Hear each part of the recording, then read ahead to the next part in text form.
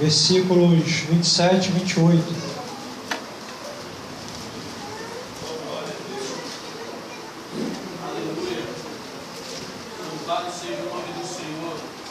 A vocação de Levi, ou o apóstolo São Mateus. Diz assim 27: E depois disto saiu e viu um publicano chamado Levi, assentado na recebedoria, e disse: Segue-me. E ele, deixando tudo, levantou-se e o seguiu. A igreja pode sentar.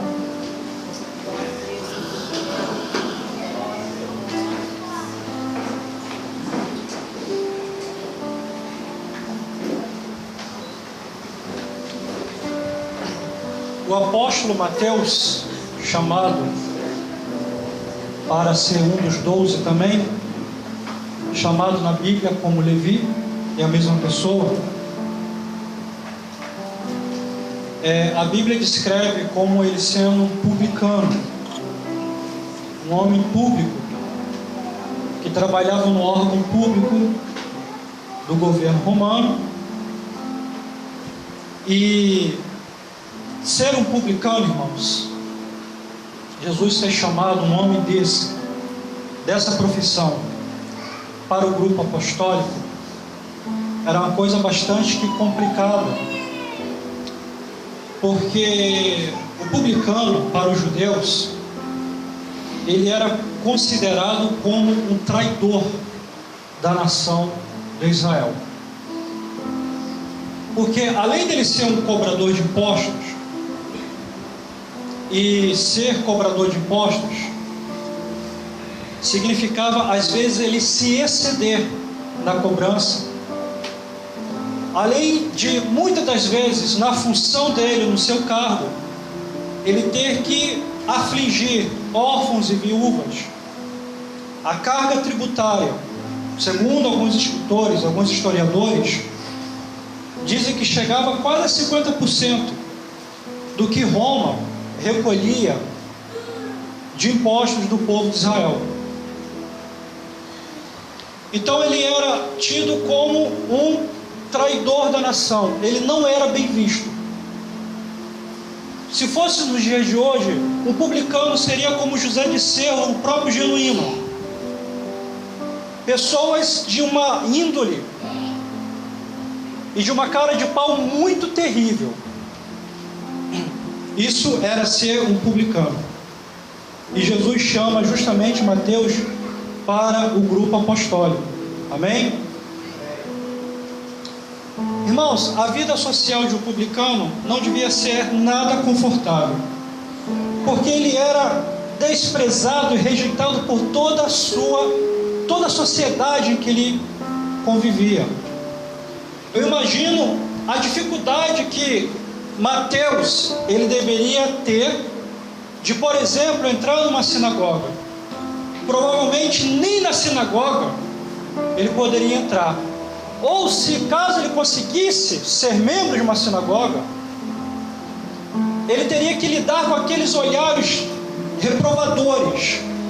Ele teria que ver as pessoas sempre cochichando algo sobre ele, aqueles olhares em relação à vida dele. Ele tinha que lidar com aquilo. O contexto social de um publicano era algo muito difícil. Enfim, as amizades, o contexto de amizade que um publicano teria era somente com o publicano, porque ele era rejeitado pela nação. Ele era visto como traidor. Ele era visto como alguém que não fazia parte da aliança abraâmica. A Bíblia, quando fala de algumas pessoas, os evangelhos vai nos dar essa informação. O publicano ele está sempre relacionado com meretrizes, com os gentios e com pecadores. E Jesus certa vez ele falou isso porque era o contexto da época. lá no capítulo 18 de Mateus, quando Jesus fala sobre como a igreja, como nós devemos lidar quando um irmão peca contra nós. Nós temos que ir até a ele e tentar ganhá-lo, o irmão. Se caso o irmão não ouvir, nós temos que levar 2 ou 3 testemunhas. Se depois de levar 2 ou 3 testemunhas, nós temos que trazer a questão à igreja. E se o irmão que ofendeu não quiser ouvir, Jesus falou, ele tem que ser considerado como um gentio e um publicano. Ou seja, alguém que não faz parte da aliança, alguém que está excluído do rol de membros do reino dos céus. Essa era a condição, essa era a vida de um publicano naquela época. Aí nós lemos um texto aqui que Jesus, ele estava passando, Mateus, ele estava assentado na recebedoria, trabalhando, cobrando impostos, e Jesus vai e chama Mateus para fazer parte do mais alto cargo eclesiástico, que era ser um apóstolo. Os apóstolos, eles fundaram a igreja. Os apóstolos receberam um revestimento de poder para implantar a igreja, para pregar a palavra, pregar a Cristo com autoridade, com toda a represália, com toda a dificuldade, com toda a perseguição. Aqueles homens precisavam, e eles iam, e eles estavam a cara a tapa, e eles morriam pela causa do Evangelho. Eram homens revestidos da unção de Deus para confrontar Satanás, suas hostes, com autoridade e com poder. Eram homens que receberam de Deus a autoridade divina para escrever livros sagrados. Isso era o apóstolo. E eles estavam na hierarquia da igreja, eram os homens. Quando acontecia algo na igreja, nós podemos perceber isso em Atos, traziam os problemas para os apóstolos receberem. Os apóstolos é quem enviava os profetas, os mestres, os missionários em campo. Tudo partia na igreja, as ordens a partir desses homens. Louvado seja Deus. Como era, irmãos, complicada a nossa vida até Jesus nos chamar. Amém? Amém? Glória a Deus. Jesus chamou Mateus. Isso foi uma surpresa, porque o publicano, ele era um ser mesmo desprezível. Mas, irmão, Jesus só gosta do que não presta. Por isso que eu e você estamos aqui, para fazer uma obra linda em nossas vidas. Amém? Você crê que Deus tem a fazer, começou a fazer, está fazendo, e ainda tem algo para fazer na minha e na sua vida? E é justamente sobre isso que eu vou falar nessa noite, sobre aproveitar oportunidade, não desperdiçar oportunidade. Deus me deu essa palavra na quinta-feira aqui no culto.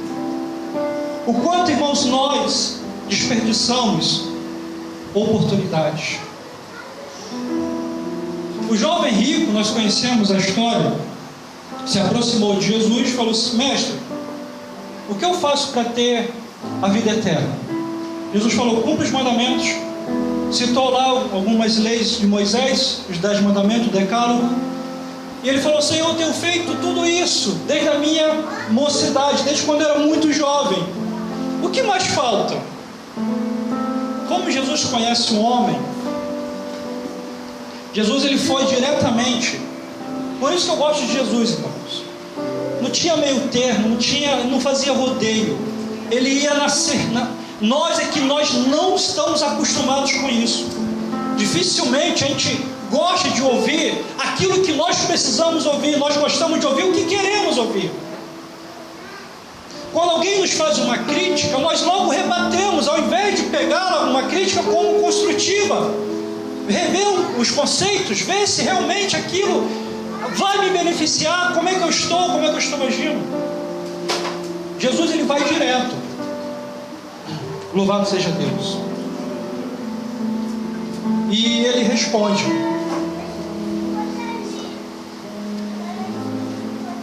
Deus, irmãos, ele tem uma forma peculiar de tratar com cada um de nós. Deus, ele tem a forma geral de tratar com todos, e ele tem uma forma específica de tratar com cada um de nós.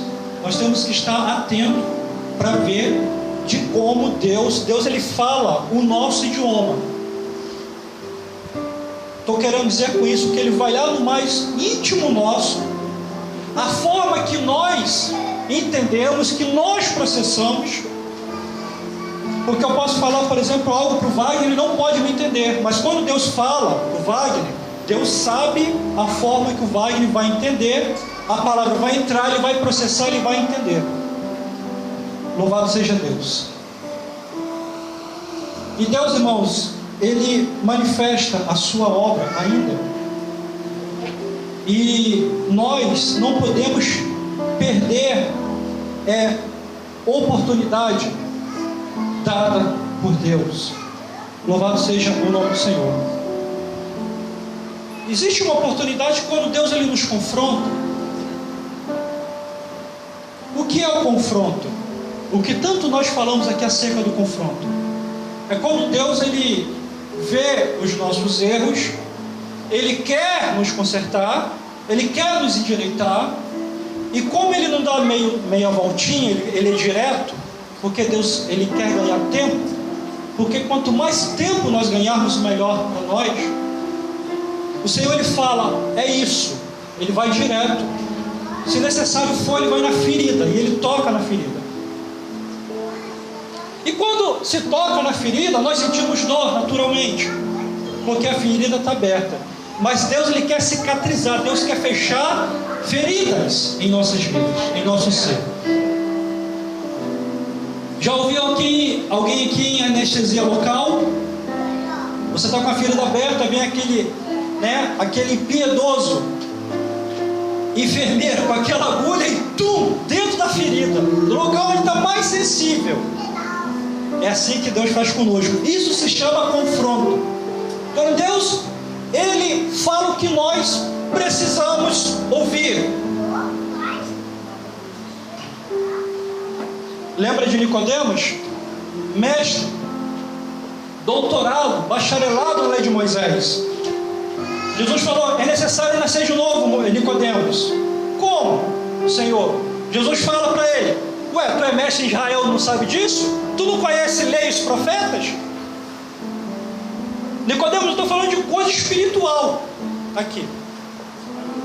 Então ele teve que ser direto, porque ele conhecia a capacidade, o entendimento e a compreensão de cada um. Jesus sempre foi preciso como um bisturi de um cirurgião. Em João capítulo 4, quando ele vai conversar com a mulher samaritana, Jesus está desenvolvendo uma comunicação com ela, e de repente Jesus fala assim, olha, vai chamar o teu marido. Aquela mulher poderia dizer, Senhor, meu marido está no campo, meu marido está viajando, sinceramente eu vim aqui pegar água desse poço, mas nem sei onde ele está. Ela poderia ter falado isso. Jesus confrontou ela de uma forma suave, branda, mas Jesus ele veio nos confrontar para nos libertar do pecado. E havia um erro na vida dessa mulher. Jesus falou, vai chamar teu marido. Aí ela respondeu, ela foi confrontada, ela recebeu bem o confronto e respondeu, Senhor, eu não tenho marido. Jesus fala o quê? Dissestes bem, não tenho marido, porque tu já teve 5 e o que tu está agora com ele não é o teu marido.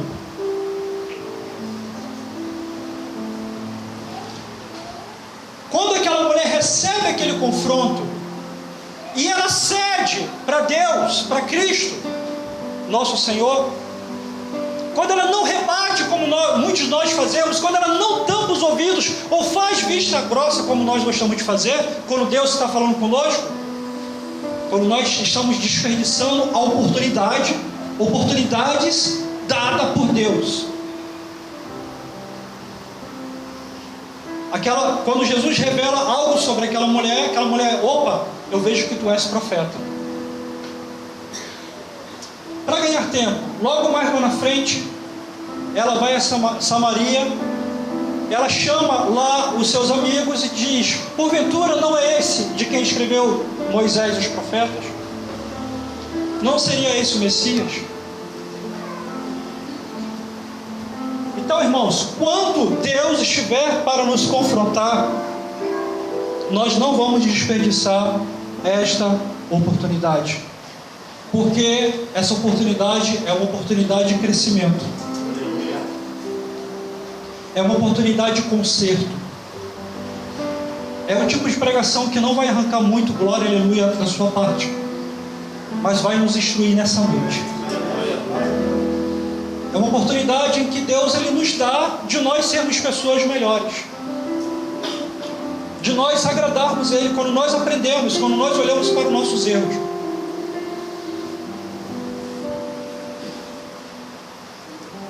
O cego de Jericó, Jesus estava entrando em Jericó. Bartimeu, aquele cego, estava mendigando, diz a Bíblia, na beira do caminho. Ele era cego, ele não via nada, ninguém. Jesus está entrando, a multidão está entrando com ele, e Bartimeu se apercebeu que Jesus estava entrando na cidade, passando próximo dele. Bartimeu, ele ouviu. Dizem que quando a pessoa ela é privada de um sentido, os outros ficam mais aguçados. Não é isso? Amém? Amém. Irmão, então, irmãos, se está te faltando algo, aquilo que você tem, você vai aguçar. Você vai estar mais fortalecido, mais maduro. Bartimeu se utiliza do sentido que ele tinha, que era a audição. Ouve a multidão, alguém porventura no meio daquela multidão pode ter citado o nome de Jesus. Ele, opa, já tenho ouvido falar desse cara aí, quem é esse cara? Aí ele falou, começou a clamar, começou a gritar: Jesus, filho de Davi, tem misericórdia de mim. Bartimeu, ele aproveitou a oportunidade. Ele era cego, ele não via Jesus, mas ele ouviu que Jesus estava passando ali. E ele se utilizou da sua audição, ou seja, do seu outro sentido, que iria possibilitar dele clamar por Jesus para obter a sua cura. São os meios. Irmãos, tem orações que nós fazemos e que até hoje não aconteceu nada, porque talvez nós não estamos nos utilizando de outros artifícios que Deus nos dá para conseguir de Deus aquilo que Ele pode querer nos dar, nos abençoar. Amém, igreja? Você está entendendo nessa noite? Em outras palavras, Bartimeu ele se virou com o que ele tinha. O nosso problema é que nós não queremos nos virar, porque nós às vezes estamos com a mesma vida espiritual e nada acontece, e nós não fazemos nada. E nós ficamos nos queixando, e nós desperdiçamos esta oportunidade, onde Bartimeu ele não desperdiçou essa oportunidade. Jesus, filho de Davi, tenha compaixão de mim. Como nós temos que aprender com o cego, né, irmãos? A gente que enxerga bem, graças a Deus. E os homens mandaram ele se calar, e ele gritava, ele clamava, enfim, ele cumpriu aquilo que a Bíblia diz: clama em alta voz e não te detenhas, clama a mim e responder-te-ei. Persevera, ele perseverou. Teve uma massa contra, fica quieto, cala a boca, não diz isso, mas ele continuava. Como nós temos que aprender com Bartimeu? Ele perseverou. E naquela perseverança, quando Jesus ouve essa palavra, filho de Davi, Jesus opa, se toca.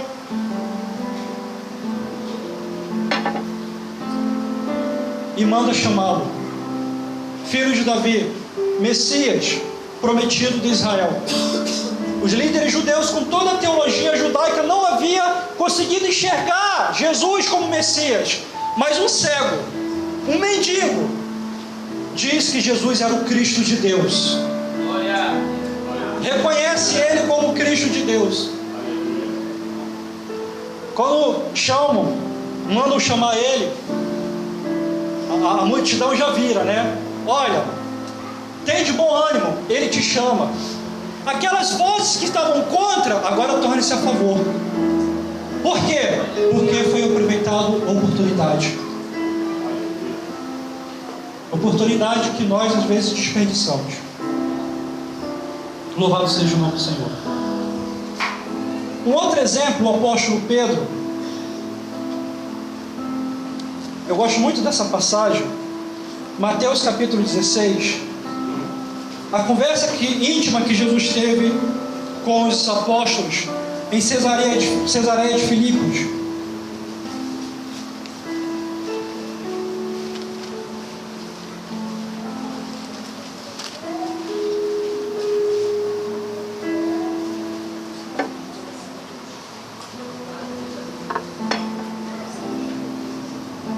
Mateus 16, a partir do versículo 13. Jesus, ele pergunta, chegando Jesus às partes de Cesareia de Filipe, interrogou os seus discípulos,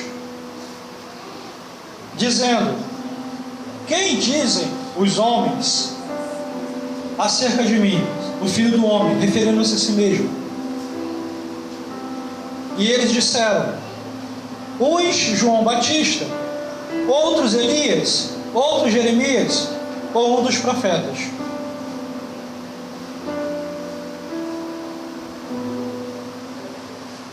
Até então tudo bem. Aí Jesus fala assim para ele no versículo 15: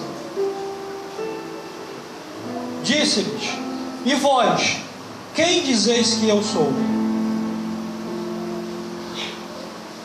Podemos perceber aqui, irmãos, que as pessoas tinham um conceito acerca de quem era Jesus. Até disse que ele poderia ser um dos profetas ressuscitados. Mas os seus discípulos que andavam com ele, que estavam com ele, não responderam, não foram capazes de dar uma resposta. Vocês estão tanto tempo comigo, eu estou pregando, vocês já me viram fazer milagres, vocês já me viram fazer curas, eu estou ensinando a vocês, eu estou pregando, eu estou andando com vocês, eu estou comendo com vocês, eu estou dormindo com vocês, eu estou fugindo com vocês das autoridades de Jerusalém. Nós estamos indo para Galileia, para a Judéia, nós estamos nessa obra missionária. Agora eu quero saber de vocês o que vocês pensam acerca de mim. Eu acho essa pergunta, irmãos, fundamental. E todos nós, eu creio que nada foi em vão. Essa pergunta é que nós temos que fazer para nós mesmos. Quem nós achamos, quem é Jesus para nós? O que nós achamos dele?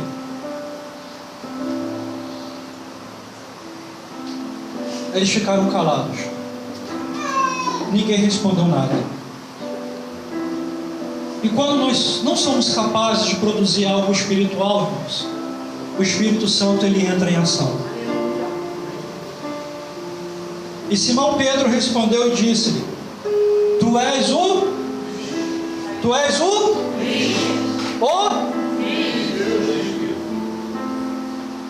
és o Cristo, Tu és o Messias, Tu és o prometido. Tu és aquele que os profetas disseram que todas as coisas seriam restauradas por Ele. Não somente o reino, mas a natureza, a criação e a existência humana, porque tudo depende dele. Criação, subsistência e redenção depende única e exclusivamente de Jesus. Porque Paulo diz em Colossenses: porque por ele foram criadas todas as coisas, criação. Por ele também subsiste todas as coisas, a subsistência depende de Cristo. E a redenção final também depende de Cristo. Atos capítulo 4, versículo 12. Em nenhum outro nome há em que nós possamos ser salvos, é somente no nome de Jesus. Tu és o Cristo, tu és o Filho do Deus vivo. O conceito de filho que nós temos é um pouco embaraçado, é um pouco limitado. Ser filho não é ser um ser criado, não é um ser dependente. Ser filho significa, na cultura judaica, ser igual. Dizer que Jesus é o Filho de Deus quer dizer que Jesus é o próprio Deus, porque ele possui a mesma genética, a mesma essência, os mesmos atributos divinos de o único Deus. Ser filho é isso mesmo, o eleva a essa condição. Isso no entendimento da revelação das Escrituras. Não é um rebaixamento, como algumas falsas religiões entendem, pregam e assim creem. Pedro estava falando: tu és o próprio Deus. Tu és o Messias, o prometido, mas tu és o próprio Deus, o Emanuel, o Deus conosco.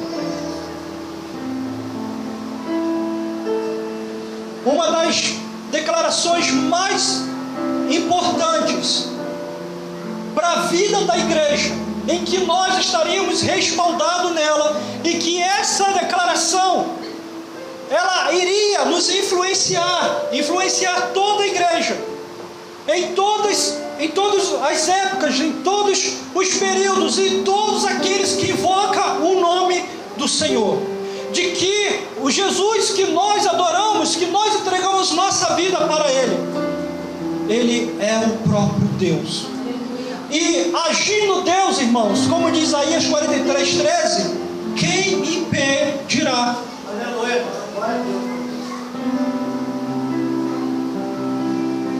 Amém? Pedro, ele aproveita essa oportunidade. Ele não desperdiçou a oportunidade. Paulo diz: eu criei, por isso falei. Pastor, mas é somente uma frase, é somente uma declaração. Quando se trata da palavra de Deus, irmãos, a grande questão é que nós não sabemos tomar posse da palavra. Nós não estamos querendo desenvolver isso, esse mecanismo de tomar posse da palavra de Deus. Porque quando nós aprendemos a tomar posse da palavra de Deus, nós começamos a viver dentro daquilo que Jesus falou em João capítulo 10, versículo 10, parte B. Eu vim para que tenham vida e a tenham com abundância. Só tem, prova, experimenta, vivencia uma vida abundante quem toma posse da palavra de Deus, quem não desperdiça a palavra. Louvado seja o nome do Senhor. Foi a partir dessa declaração, dessa oportunidade que Pedro ele tem, em que Jesus ele produz aquela declaração que tanto nos consola, que nos conforta, que nos enche da presença de fé. Quando ele fala, no versículo 17, e Jesus respondendo disse: bem-aventurado, ou seja, feliz és tu, Simão, filho de Jonas, porque te não revelou a carne e o sangue, mas o meu Pai que está nos céus. Versículo 18, através de uma oportunidade, através de uma palavra, olha o que Jesus, olha como é que a coisa desencadeou, olha o que provocou a palavra. Versículo 18, pois também eu te digo que tu és Pedro, Petros no grego, e sobre esta pedra, E sobre esta pedra, no grego, Petros é um fragmento de rocha, uma pedrinha. Pedra é uma grande pedra. Sobre esta pedra, sobre esta rocha maciça, que é Cristo, que é a crença, o fundamento da fé, que Jesus é Deus. Jesus não estava se referindo a Pedro, mas à declaração de Pedro, que é fundamento da fé. A pedra, a rocha. Sobre esta rocha, sobre esta declaração, eu edificarei a minha igreja, e as portas do inferno, as portas do Hades, as portas da onde as almas ficavam retidas depois da morte, porque não havia ainda sido efetuada a redenção, ainda não havia acontecido o Calvário. As portas do Hades, que retiam as almas dos justos, não prevalecerão, porque eles iriam invadir, iriam se soltar através da ressurreição, através da obra vicária de Cristo. Sobre esta pedra, sobre esta declaração, sobre esta confissão de fé, sobre este fundamento, a igreja, a igreja dele, estaria edificada, enraizada, solidificada, ela iria crescer. E nós estamos aqui até hoje. Porque Pedro não perdeu a oportunidade.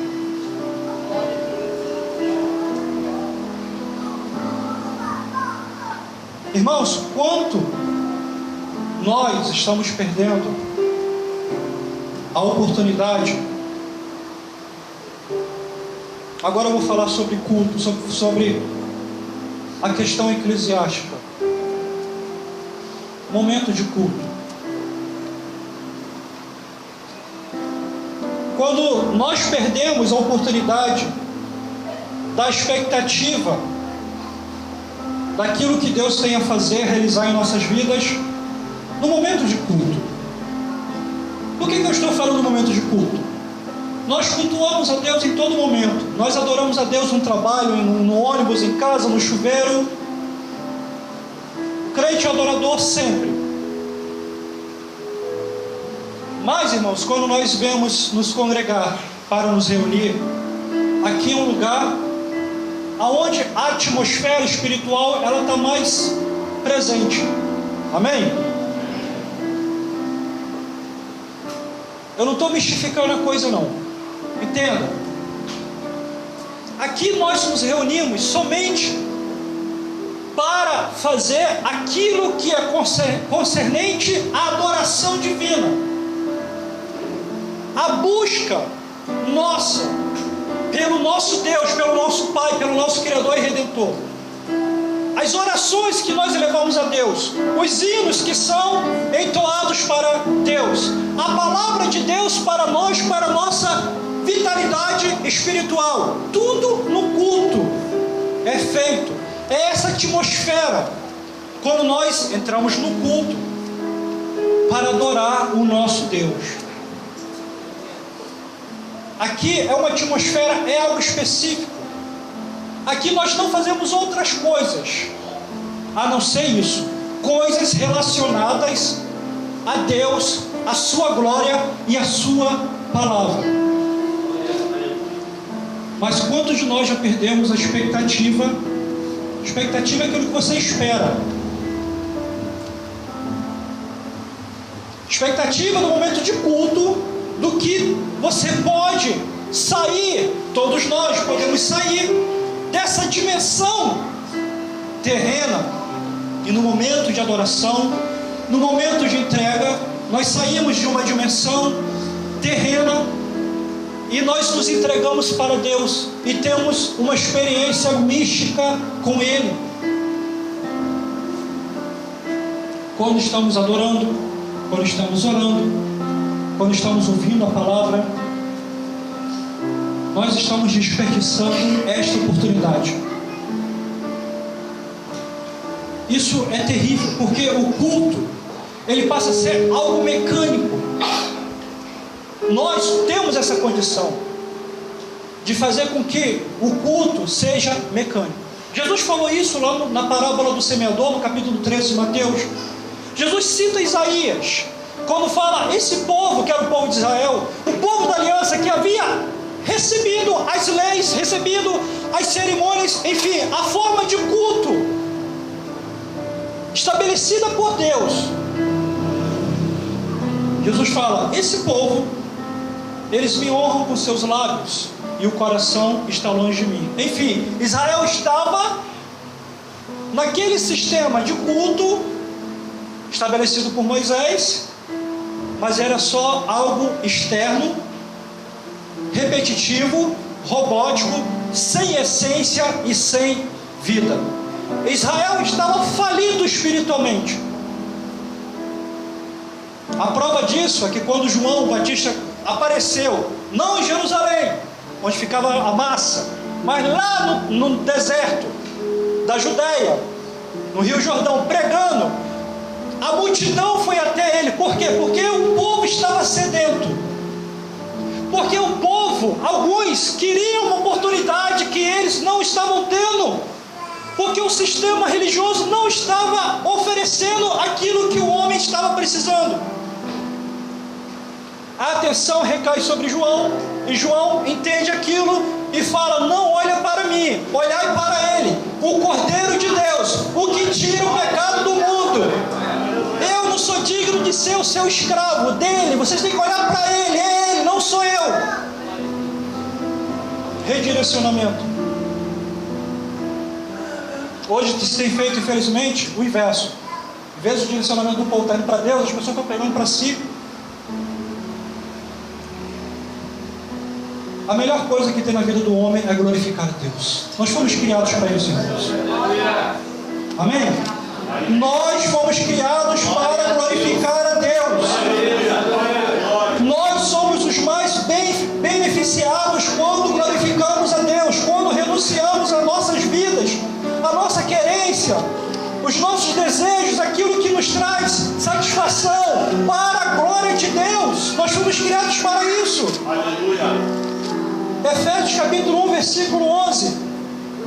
Nele digo em que também fomos feitos herança, havendo sido predestinados, conforme o propósito daquele que faz todas as coisas segundo o conselho da sua vontade. Versículo 12 de Efésios 1. Com o fim, com o resultado, com a consumação, com o propósito alcançado. Paulo está falando sobre isso, versículo 12.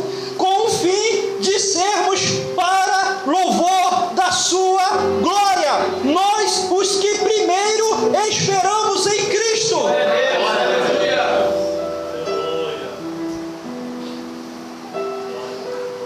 É terrível nós entrarmos num culto e nós não conseguimos adorar a Deus.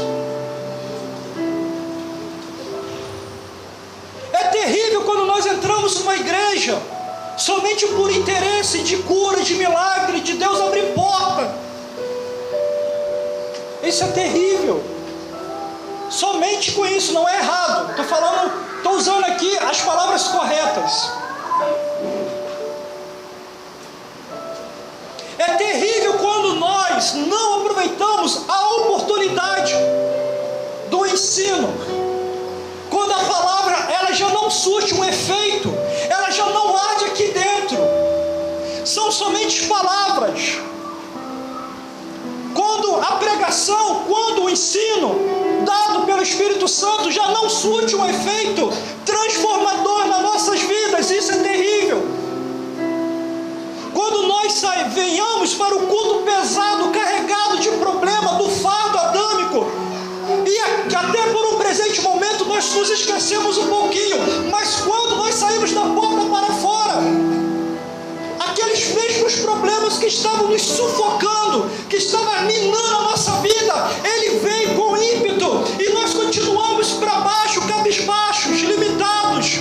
Ou seja, a palavra que é vida, não gerou vida em mim. Por quê? Porque eu desperdicei essa oportunidade de sentir a palavra, de entender a palavra. de se esforçar para viver a palavra. Aleluia. O escritor aos Hebreus diz que Jesus Cristo é o mesmo, ontem, hoje e eternamente. Ele é imutável. Jesus gosta de fazer milagres.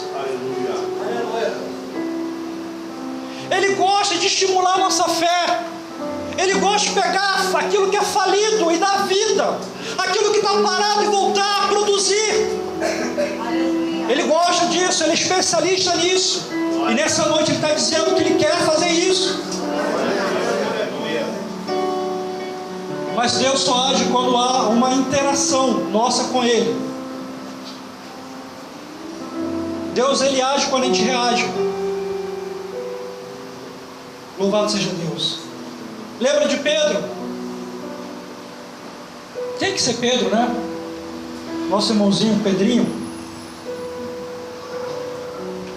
Senhor, nós pescamos a noite toda. Homem experiente, sabia, conhecia o lago da Galileia de cós salteado, de ponta cabeça. Pescamos a noite. Pedro não foi lá somente uma horinha não, 2 horinhas não. Pescamos, Senhor, fomos ao mar a noite toda. Nada. Jesus falou, volta lá. Isso é tomar posse da palavra. Aí o que Pedro responde? Senhor, nós não pegamos nada. Isso é realidade. Nós temos que trazer a nossa realidade para Deus. Senhor, minha realidade é essa. Eu não estou conseguindo. Eu não te sinto. Eu não consigo largar o pecado. A minha fraqueza está aqui, Senhor. Nós temos que trazer essa nossa realidade para Deus nessa noite, com toda oração e súplica no Espírito e vigiando nisso, lançando sobre Ele toda a nossa ansiedade, porque Ele tem o quê? Cuidado de nós. Senhor, eu não consigo sentir, eu não consigo avançar na vida espiritual, eu estou sempre tropeçando, eu estou sempre caindo, enfim, eu não consigo. Senhor, não pegamos nada a noite toda, mas pela Tua palavra. Aleluia. Ele pega os homens, pega a rede, todo aquele trabalho de pescador, entra no barco e parte para o lago. Deus quer fazer milagres. Era tanto peixe que diz o escritor, rompia-se as redes, abundância. Mas nós estamos desperdiçando oportunidade. Quando nós ouvimos que Deus, Ele quer intimidade, e até hoje nós não conseguimos intimidade com Deus, é porque nós estamos desperdiçando oportunidade.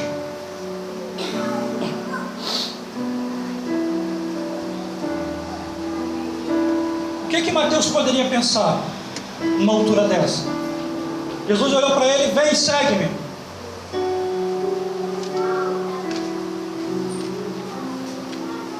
Ele levantou e seguiu a Jesus.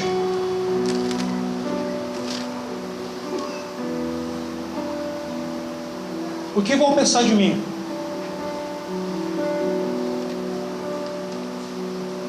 Ele foi. Fé é isso, irmãos. A gente deixa nossos questionamentos, nossas razões, as nossas filosofias, os conceitos que nós criamos que nos impedem de entender a revelação divina de lado. Fé é isso. É você confiar cegamente. A palavra diz e pronto. Deu ruim, não interessa, não importa. A palavra diz isso, eu fiz isso. Mas deu ruim de novo, não importa.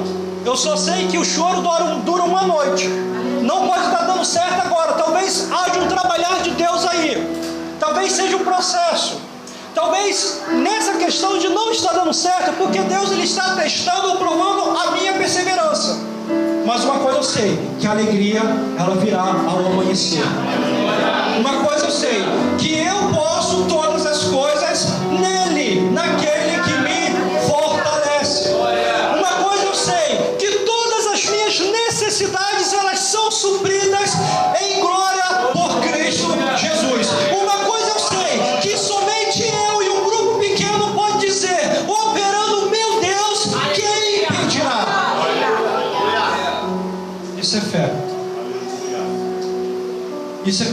oportunidade e não desperdiçar.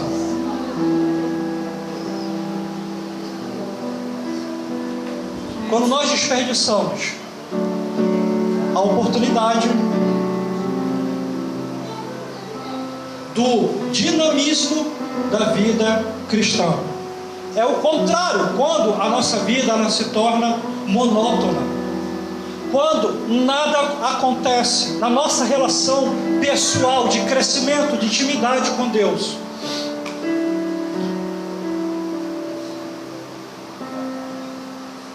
A vida cristã ela é dinâmica. Jesus falou lá em Atos capítulo 1, versículo 6, para os seus discípulos: ficai em Jerusalém, e do alto sejais revestido de poder. A palavra poder no original é dunamis, que vem a palavra dinâmico, dinamismo, dinamite, algo que impacta, algo que gera energia. A presença do Espírito Santo de Deus em nós, ela gera energia. A vida cristã, como muitos pensam, não é robótica, não é repetitiva, não é sem graça. Tem muitos que já perderam a graça na sua vida cristã, mas nessa noite Deus ele quer corrigir isso. Se houver na nossa vida uma querência de pegar esta oportunidade nessa noite e colocar um barco em nome de Jesus, vamos parar de desperdiçar a oportunidade. Eu te aconselho a você ler o livro de Atos dos Apóstolos. Você vai entender que a vida cristã, ela não é monótona, ela não é sem graça, ela é produtiva, ela é ativa. O dunamis de Deus estava operando a todo vapor em Atos dos Apóstolos. E se você, quando você estiver no finalzinho do livro de Atos dos Apóstolos, esse livro histórico escrito por Lucas, ele não tem uma conclusão, ele não tem um fim. Ele somente está escrevendo a prisão do apóstolo Paulo e termina subitamente, ou seja, ficou algo para escrever, porque justamente é aí que entra a história da igreja, é aí que entra a minha e sua história, porque o livro de Atos ainda está sendo escrito dos céus, amém, igreja? Aleluia! A história da igreja. Há quem acredite que lá nos céus tem o livro da memória, o memorial. Eu creio que naquele dia nós vamos ver essa história que teve continuidade da igreja. E eu e você vamos estar lá. Nós vamos contemplar isso, as nossas obras. Mas nós também vamos ver uma igreja omissa, fraca, tendo mais gosto das coisas do mundo que as coisas espirituais. Uma igreja que desperdiçou oportunidades. Coloque-se de pé nessa noite. Glória a Deus, Santo Deus.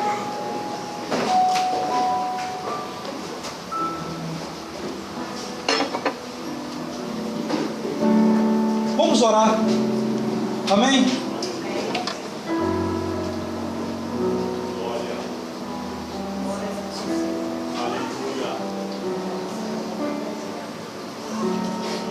Esse hino que o Ministério de Louvor cantou aqui do Hudson de Oliveira, eu gosto muito dele. Senhor, minha oração. Vamos cantar de novo, vamos adorar. Aleluia. Na ministração do cantor, irmãos, ele fala: o problema não é o Ministério de Louvor, o problema não é o pastor, o problema não é a igreja, o problema sou eu. Abre os céus, Senhor. Aleluia. Deixa a chuva descer. Creia nessa noite que Deus quer derramar chuva nesse lugar. Aleluia. Vamos adorar o Senhor nessa noite. Quem sabe alguns aqui vão sair dessa dimensão. Está dando microfonia, irmão. Está dando microfonia, fica ligado. Louvado seja Deus. Amém? Louvado seja Deus. Vamos clamar nessa noite, vamos adorar. Vamos falar, vamos fazer como o profeta Joel recomenda. Vamos rasgar os nossos corações diante do Senhor nessa noite. Vamos pedir para que Deus abra os céus nessa noite, porque Ele é poderoso para abrir. Vamos louvar o Senhor, amém? Deus vivo, tremendo, fiel na terra.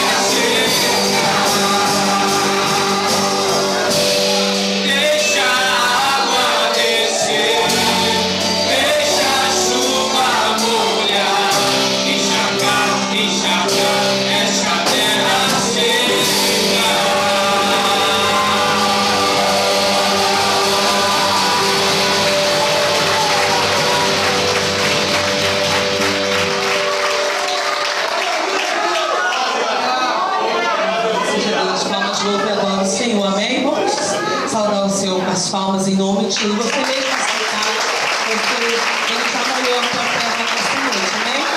Nós estamos chegando ao término deste culto e eu queria dar